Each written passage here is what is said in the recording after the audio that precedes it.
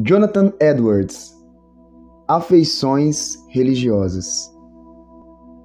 Capítulo 5. A formação dos afetos da graça. Afetos santos não possuem calor nem luz. Tende a haver informação constante do entendimento para que exista instrução espiritual, que a mente recebe como luz ou conhecimento verdadeiro. Vamos ao ponto 4. Afetos da graça nascem de uma mente espiritualmente iluminada. O Filho de Deus é afetado pela graça porque vê e entende mais das coisas divinas do que antes. Ele vê mais de Deus e de Cristo e das revelações gloriosas do Evangelho. Sua visão é mais clara e melhor. Ele receberá novo entendimento das coisas divinas, ou terá o conhecimento prévio renovado depois de a visão acabar. Aquele que ama é nascido de Deus e conhece a Deus. 1 João 4,7. Esta é a minha oração, que o amor de vocês aumente cada vez mais em conhecimento e em toda a percepção. Filipenses 1,9, conforme João 6,45. E ainda Colossenses 3,10.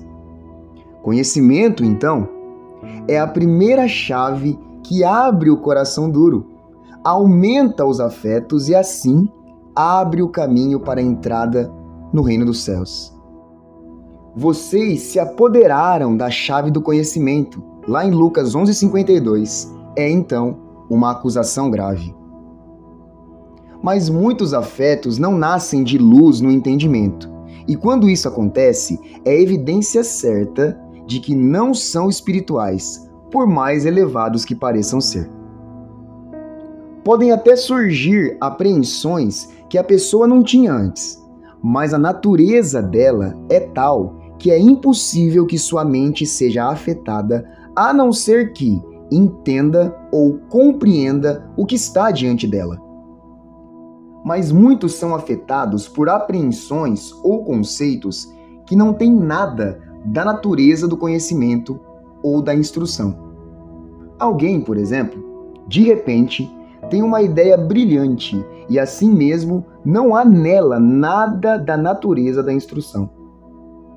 As pessoas nunca ficam mais sábias com isso, nem aumentam seu conhecimento de Deus ou do caminho da salvação. Essas ideias externas não têm nada a ver com Deus, nem comunicam entendimento sobre Ele. Os verdadeiros afetos espirituais e da graça não são provocados assim. Surgem do esclarecimento da mente para novo entendimento do que Deus e Cristo ensinam. Isso acontece através do novo entendimento da excelente natureza de Deus, sua perfeição maravilhosa, ou de novas visões de Cristo em sua excelência e plenitude espiritual. Esses fenômenos diferem por completo em caráter de qualquer ideia ou estímulo natural ao ser humano. Mesmo os afetos resultantes da leitura da Escritura são inúteis, a menos que o leitor receba a instrução específica no entendimento do que leu. Quando Cristo usou as Escrituras para fazer o coração dos ouvintes arder com afeto da graça, fez isso abrindo o texto ao entendimento deles. Não estava queimando nosso coração enquanto ele nos falava no caminho e nos expunha as Escrituras? Lucas 24:32. Ele dava instruções específicas à mente dos discípulos. Afetos falsos nascem, então, da ignorância e não da instrução. Até através de uma oração improvisada, alguns podem ser afetados a ponto de seus afetos se intensificarem. Ou, às vezes, pensamentos adequados surgem na mente a partir das Escrituras, e as pessoas afirmam que o Espírito de Deus está lhes ensinando. Pela ignorância, nesse e em outros aspectos, pensam erradamente que o Espírito Santo está visitando-as, já que a mente foi estimulada e afetada. A princípio, pode haver grande alegria, mas, na confusão das emoções que se seguem, as pessoas acabam desanimadas. Esses estímulos não produzem afetos espirituais verdadeiros. Mas as Escrituras dão aos santos entendimento espiritual e sobrenatural de assuntos divinos desconhecidos aos que não são verdadeiramente cristãos. O apóstolo Paulo falou sobre isso. Quem não tem o Espírito não aceita as coisas que vêm do Espírito de Deus, pois lhes são loucura, e não é capaz de entendê-las, porque elas são discernidas espiritualmente. 1 Coríntios 2,14. É uma forma de ver e discernir coisas espirituais de que a Bíblia fala mais. Todo aquele que está no pecado não o viu nem o conheceu. 1 João 3,6. Aquele que faz o mal não viu a Deus. 3 João 11, conforme João 6,40 e 17,3. A Bíblia demonstra isso muitas vezes. Existe um entendimento das coisas divinas que tem natureza e caráter totalmente diferentes de todo o conhecimento que o ser humano natural possui. A Bíblia chama isso de entendimento espiritual. Não deixamos de orar por vocês e de pedir que sejam cheios do pleno conhecimento da vontade de Deus, com toda sabedoria e entendimento espiritual. Colossenses 1,9. O que será então essa percepção ou compreensão espiritual que o ser humano natural não possui? Já mostrei que o sentido espiritual que os santos recebem serve para reconhecer a beleza e a excelência supremas das coisas divinas, como elas são por elas mesmas. A Escritura está de acordo com isso. O apóstolo ensina claramente que a maior descoberta feita pela luz espiritual e entendida pelo conhecimento espiritual é a glória das coisas divinas. Aspas. Mas se o evangelho está encoberto, para os que estão perecendo é que está encoberto. O Deus dessa era cegou o entendimento dos descrentes, para que não vejam a luz do evangelho da glória de Cristo, que é a imagem de Deus. 2 Coríntios 4, 3 e 4. A isso acrescentamos o versículo 6, aspas, pois Deus disse, das trevas resplandeça a luz, Ele mesmo brilhou em nossos corações, para a iluminação do conhecimento da glória de Deus na face de Cristo. Fecha aspas. 2 Coríntios 3,18.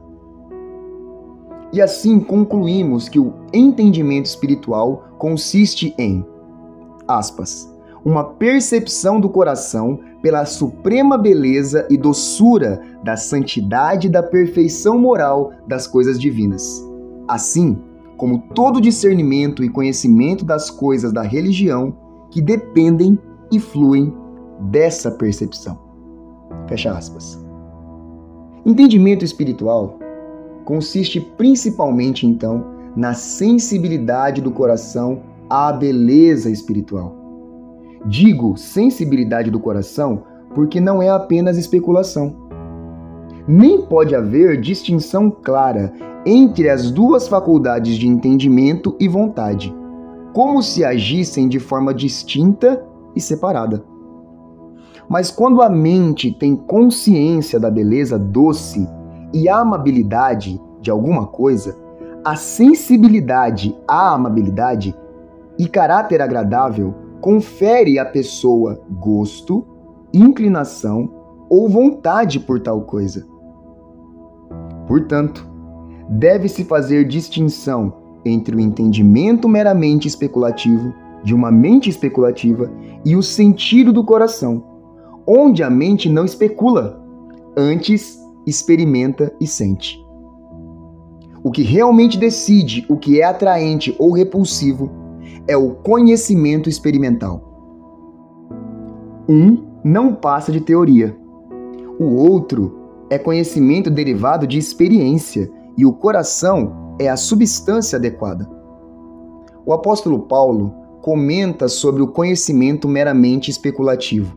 Aspas, tendo na lei a forma da sabedoria e da verdade. Fecha aspas. Romanos 2:20. E fala sobre o sentido com experiência, fazendo contraste com isso. Aspas. Mas graças a Deus, que sempre nos conduz vitoriosamente em Cristo e por nosso intermédio exala em todo lugar a fragrância do seu conhecimento. Fecha aspas. 2 Coríntios 2,14, Mateus 16:23, 1 Pedro 2 e 3, 1 João 2:20. O entendimento espiritual consiste principalmente na experiência ou sabor da beleza moral das coisas divinas. Apenas o conhecimento que surge dessa percepção pode ser chamado espiritual. Em segundo lugar, inclui todos os que discernem e experimentam as coisas divinas. Quando a alma descobre a verdadeira beleza e atração da santidade que se encontra nas coisas divinas, um novo mundo de perspectivas se descortina. A glória da perfeição de Deus e de tudo que diz respeito a Ele se revela e mostra a glória de todas as suas obras, tanto na criação quanto na providência. Suas obras expressam a glória especial de sua santidade em justiça, fidelidade e bondade. Glorificar a perfeição moral de Deus é a finalidade principal de toda a criação. A percepção da beleza moral das coisas divinas nos capacita a entender a suficiência de Cristo como mediador. Assim, o crente é levado a conhecer a excelência da pessoa de Cristo. Os santos, então, adquirem consciência do valor do sangue de Cristo e de sua suficiência para expiar pecados. Disso depende o mérito da obediência de Cristo e a suficiência e predomínio de sua intercessão. A beleza do caminho da salvação aberto por Cristo se manifesta de todas essas maneiras. Semelhantemente, se vê a excelência da palavra de Deus. Retire dela toda a beleza e doçura moral e ela será letra morta, seca, sem vida e sem sabor. Assim, em tudo isso aprendemos a deixar de ver como a carne. Aspas. Portanto, se alguém está em Cristo, é nova criação. As coisas antigas já passaram, eis que surgiram coisas novas. Fecha aspas. 2 Coríntios 5, 16 e 17. Assim, toda religião baseada em experiência verdadeira vem da percepção da beleza espiritual. Pois quem não enxerga a beleza da santidade é incapaz de apreciar a graça do Espírito de Deus. Sem isso, ignora-se todo o mundo espiritual. Então fica evidente que quando Deus implanta o sentido espiritual sobrenatural, acontece uma grande transformação no coração humano. Primeiro, na conversão, surge na alma a primeira alvorada da luz gloriosa. O cego que vivia com apenas 4 sentidos e recebe a visão, descobre, à luz do sol, um mundo inteiro de novos objetos visíveis. Mas o sentido espiritual de que falamos é muito mais nobre do que qualquer sentido natural do ser humano, pois seu objeto é infinitamente maior e mais importante. Todos os verdadeiros afetos da graça procedem desse conhecimento das coisas divinas e por ele são testados. Os afetos que surgem de qualquer outro tipo de conhecimento ou compreensão são inúteis. Para aprofundar o contraste entre a experiência da pessoa natural e o conhecimento salvador do Espírito de Deus, podemos citar a questão da consciência. Quando a pessoa natural é levada à percepção da consciência, o Espírito de Deus não lhe confere conhecimento da verdadeira beleza moral inerente às coisas divinas. ela tem apenas noção mais clara da culpa, do castigo e da conexão disso com o sofrimento. Isso é o que despertará por completo a consciência do perverso sem luz espiritual no julgamento final. Em grau menor, o mesmo acontece com os que têm a consciência despertada, mas não possuem luz espiritual. Apesar de possuírem compreensão um pouco mais profunda do caráter do pecado e do mal, ainda não entenderam por completo a glória de Deus. Com base no que foi dito até aqui sobre a natureza do entendimento espiritual, fica evidente também que ele não consiste em novo conhecimento doutrinário, nem em sugestão à mente de novas proposições ou de mais leitura, por se tratar de uma experiência e nova apreciação da beleza e doçura. Sobre isso, Calvino afirmou nas Institutas, aspas, não é função do Espírito que nos foi prometido fazer novas revelações inéditas ou criar alguma nova doutrina que tenda a nos afastar da que foi recebida no Evangelho. O Espírito sela e confirma a nós a doutrina que já se encontra no Evangelho. Livro 1, capítulo 9. Assim, conhecimento espiritual não consiste em nova explicação doutrinária de textos da Escritura. Conhecimento doutrinário não passa da explicação de parte da Escritura, que nos é dado para entendermos as proposições contidas e ensinadas no contexto da Palavra de Deus. Assim, entendimento espiritual das Escrituras não consiste apenas em abrir a mente ao significado místico da palavra, suas parábolas, tipos e alegorias. A pessoa pode saber interpretar tudo sem ter a graça salvadora. Aspas, ainda que eu tenha o dom de profecia e saiba todos os mistérios e todo o conhecimento, e tenha fé capaz de mover montanhas, se não tiver amor, nada serei. Fecha aspas. 1 Coríntios 13:2. Além disso, o conhecimento espiritual não é apenas comunicação de obrigações. Conhecimento dos deveres é apenas um dos aspectos do conhecimento doutrinário. Uma proposição relacionada à vontade de Deus é uma doutrina religiosa que também se relaciona à natureza ou obra de Deus. Isso difere muito de conhecimento espiritual. Balaão percebeu imediatamente a vontade de Deus transmitida a ele pelo Espírito, de tempos em tempos, com relação ao caminho que deveria seguir e o que deveria falar e fazer, mas ele não possuía luz espiritual. Então, levar e dirigir dessa maneira não é a liderança santa e espiritual do Espírito de Deus, que age de forma especial nos santos e é a marca distintiva dos filhos de Deus. Aspas, porque todos os que são guiados pelo Espírito de Deus são filhos de Deus. Romanos 8,14. Mesmo que as pessoas de repente se lembrem de um texto bíblico de maneira extraordinária e isso direcione e oriente seus atos, isso não quer dizer necessariamente que tenham instrução espiritual. Por exemplo, uma pessoa busca orientação divina para saber se deve partir para o campo missionário em um país pagão.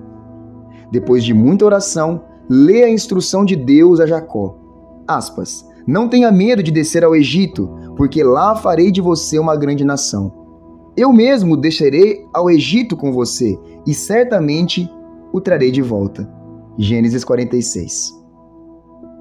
A leitura desses versículos não significa que Deus promete trazer a pessoa de volta para casa depois das viagens missionárias. Não há nada da natureza de uma orientação espiritual ou da graça nisso, nem entendimento espiritual. Assim, entender um versículo bíblico não implica entendimento espiritual. Entender espiritualmente de forma correta as Escrituras significa compreender o que existe nelas e saber a intenção imediata do que está escrito. e não inventar novo significado. A mente recebe esclarecimento espiritual para entender corretamente as Escrituras, para enxergar o que passava despercebido antes por causa da cegueira. Por isso, o salmista exclamou, aspas, abre os meus olhos para que eu veja as maravilhas da tua lei. Salmo 119, 18. O problema aqui é que não se enxergou antes porque os olhos estavam fechados, mas isso não dá novo significado ao que está escrito, como se fosse possível compor uma nova escritura. Inventar novos sentidos é acrescentar à palavra atitude para a qual existe uma maldição terrível. Entender espiritualmente as Escrituras implica ter abertos os olhos da mente, contemplar a excelência espiritual maravilhosa das coisas gloriosas contidas no verdadeiro significado, que se encontra lá desde que ela foi escrita. Tal visão espiritual é capaz de ver a perfeição divina, a excelência e suficiência de Cristo e o caminho da salvação. É enxergar a glória espiritual dos preceitos e promessas que sempre estiveram na Escritura, mas que não tinham sido vistos antes e, por isso, agora são vistos com novo sentido. A liderança bondosa do Espírito consiste em duas coisas. Primeiro, instrui a pessoa em seus deveres e, segundo, induz poderosamente a aceitar a instrução. Essa orientação vem através de discernimento espiritual e a apreciação daquilo que possui a verdadeira beleza moral. A sensibilidade santa discerne e distingue entre bem e mal, santo e profano, sem necessidade de raciocínio lógico. Quem sabe apreciar a beleza externa reconhece o belo ao olhar. Não precisa de treinamento racional. Quem possui ouvido musical identifica o som harmonioso, não precisa de raciocínio matemático para avaliar a relação entre as notas. Quem tem bom paladar não precisa raciocinar para saber se a comida está gostosa. Aspas, o ouvido não experimenta as palavras como a língua experimenta a comida? Jó 12:11. Da mesma maneira, quem possui discernimento espiritual e presencia ato indigno ou ímpio, não enxerga beleza nem sente prazer. O paladar santificado sente náusea. Assim, a pessoa santa é dirigida pelo Espírito através do paladar santo e da disposição de coração. Tal pessoa reconhece o que é certo espontaneamente, sem necessidade de deduções nem de debates. Por isso, Cristo acusou os fariseus quando disse: por que vocês não julgam por si mesmos o que é justo? Lucas 12:57. O apóstolo via claramente para julgar a beleza espiritual. Aspas, mas transformem-se pela renovação da sua mente para que sejam capazes de experimentar e comprovar a boa, agradável e perfeita vontade de Deus. Romanos 12:2. Existe, então, um tipo de paladar para apreciar a beleza natural. Esse sentido leva a dar às coisas seu devido valor, sem se encantar com brilho falso, nem ser enganado de nenhuma outra forma. Paladar e julgamento, então, são a mesma coisa, mas é fácil encontrar uma diferença.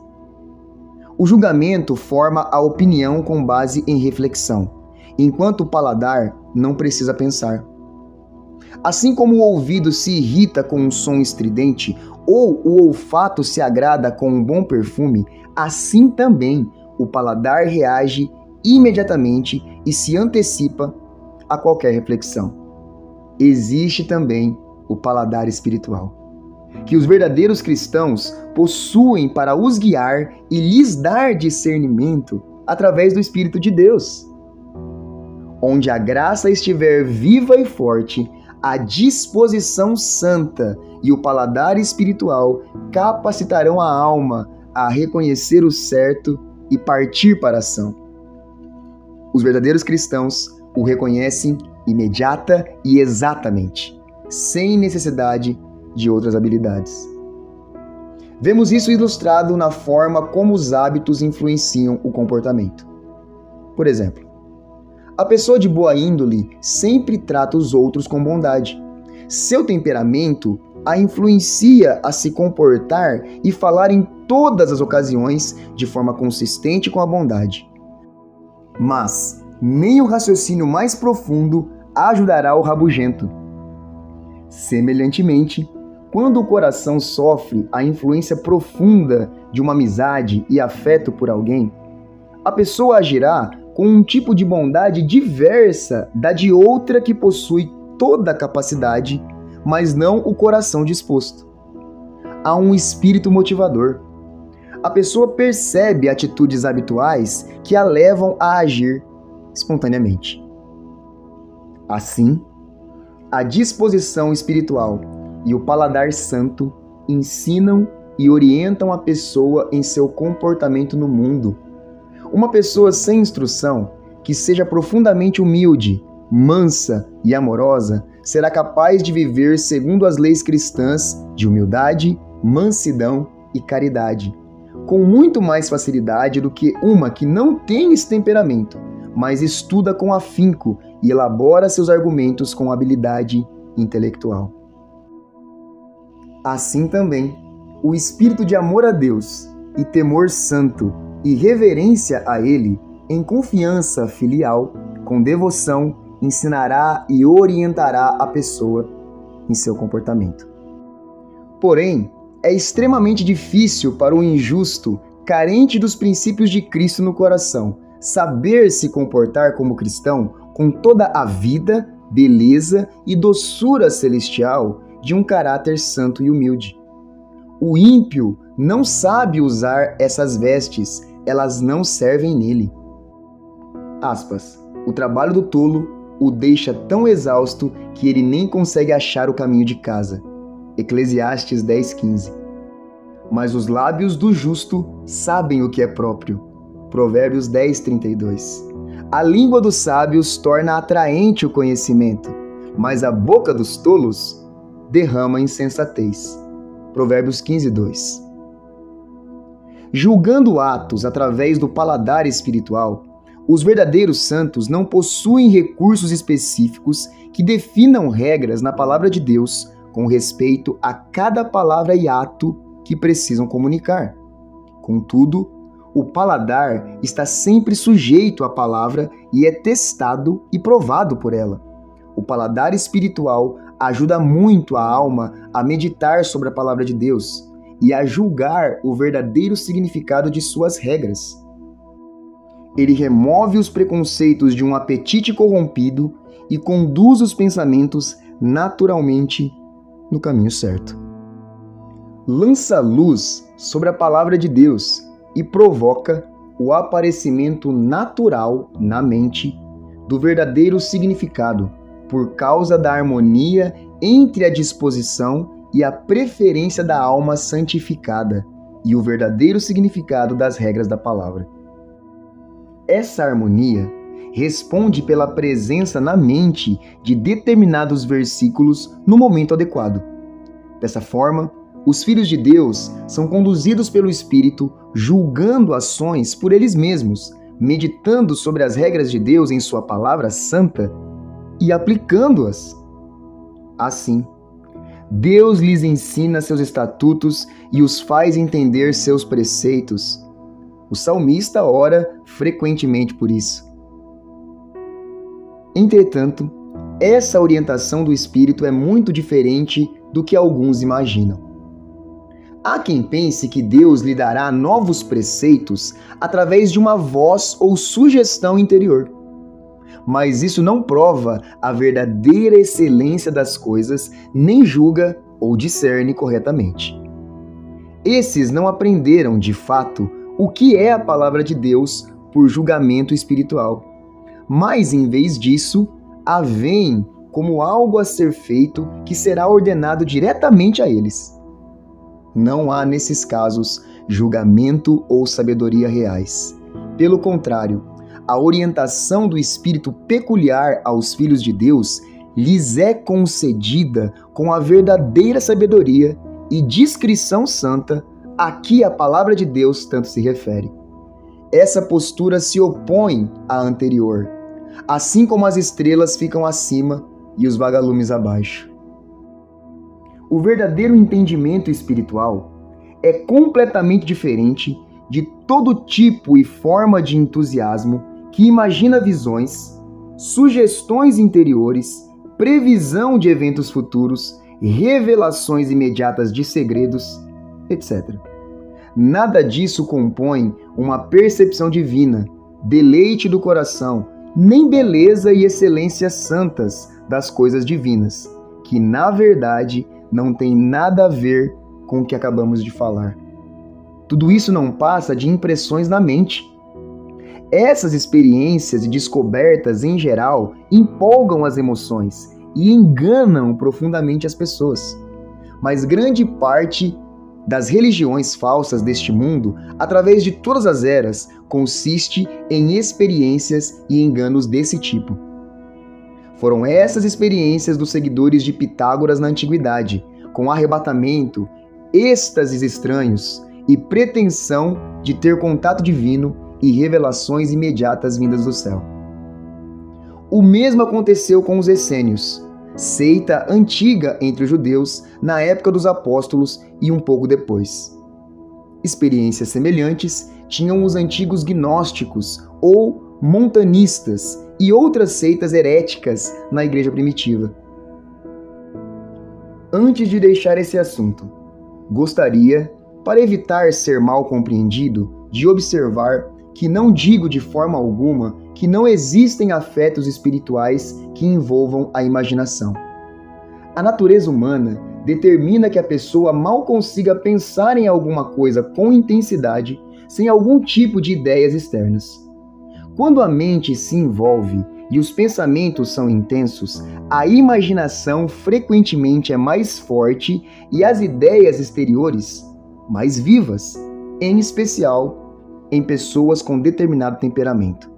Mas existe uma grande diferença entre ter imaginação viva, com base em afetos fortes, e ter afetos fortes gerados por imaginação viva. O primeiro pode, sem dúvida, se tratar de afetos da graça. Os verdadeiros afetos da graça não nascem da imaginação, não dependem dela. Pelo contrário, ela não passa de efeito acidental ou consequência do afeto através da fraqueza da natureza humana. O afeto que nasce na imaginação e se baseia nela, em vez de ter um discernimento espiritual, por mais elevado que seja, continua vão e sem valor. Tendo feito esse comentário, avanço para outra marca dos afetos da graça.